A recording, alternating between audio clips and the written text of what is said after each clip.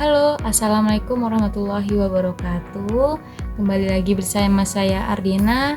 Nah, di sini saya akan melanjutkan pertemuan sebelumnya, yaitu saya akan membahas tentang public speaking, yang dimana pada pertemuan kelas kemarin pada tanggal 25 Februari 2025 di kelas membahas tentang public speaking. Apa sih itu public speaking?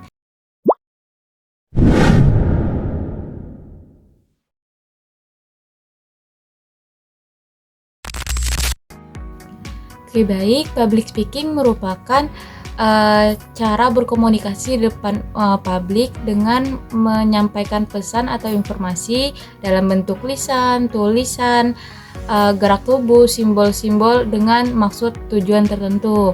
Nah, selanjutnya masuk kenapa sih harus belajar tentang public speaking? Karena pertama, banyak orang yang sukses berawal dari good speaker atau komunikasinya itu dengan baik gitu. Contohnya seperti CEO yang melobi kliennya untuk bisa join kepada perusahaan mereka. Kedua, yaitu tuntutan zaman dan teknologi, yang dimana sekarang perubahan zaman itu udah semakin cepat gitu. Terus yang ketiga, tuntutan profesi.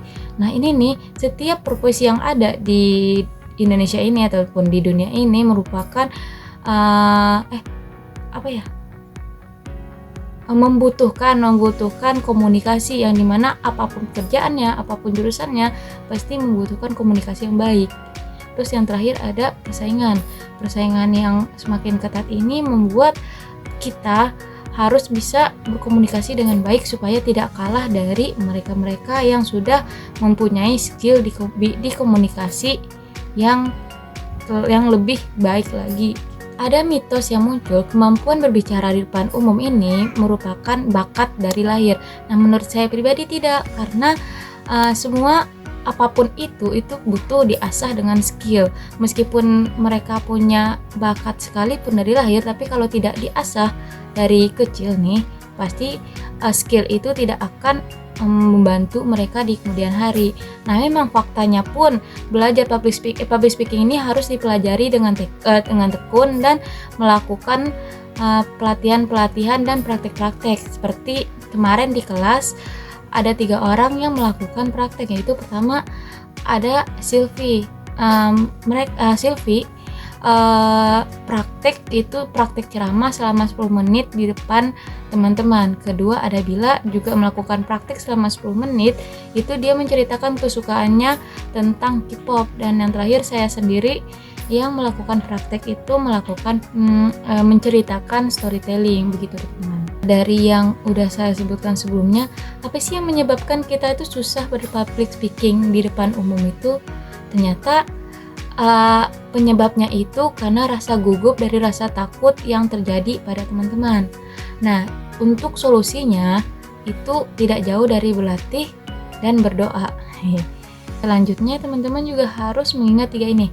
Pertama, know yourself, kedua know your audience, dan ketiga know your material. Nah, pertama itu teman-teman harus mengenali diri teman-teman sendiri, baru supaya bisa teman-teman memberi materi kepada atau berbicara kepada orang lain. Nah, kedua, teman-teman juga harus mengenali audiens teman-teman. Misal teman-teman mau berdakwah di suatu daerah desa tertentu. Nah, teman-teman minimalnya teman-teman harus mengerti bahasa daerah yang mereka gunakan. Terus yang ketiga ada teman-teman juga harus mengingat materi yang akan teman-teman sampaikan. Teman-teman harus tahu dan harus paham materi tersebut supaya pas hari teman-teman memberi materi atau berkomunikasi dengan masyarakat, teman-teman akan paham dan mudah dan gampangnya menyampaikan pesan tersebut. Ada beberapa tips untuk menyampaikan atau berpresentasi baik di depan umum, yaitu pertama, pahami materi dan kuasai materi yang akan teman-teman sampaikan. Nah, kedua teman-teman juga harus membayangkan apa yang akan terjadi besok pada pada saat teman-teman presentasi. Nah, yang ketiga itu teman-teman saat menyampaikan materi, teman-teman harus bisa eye to eye atau kontak mata dengan peserta yang ada di dalam forum tersebut.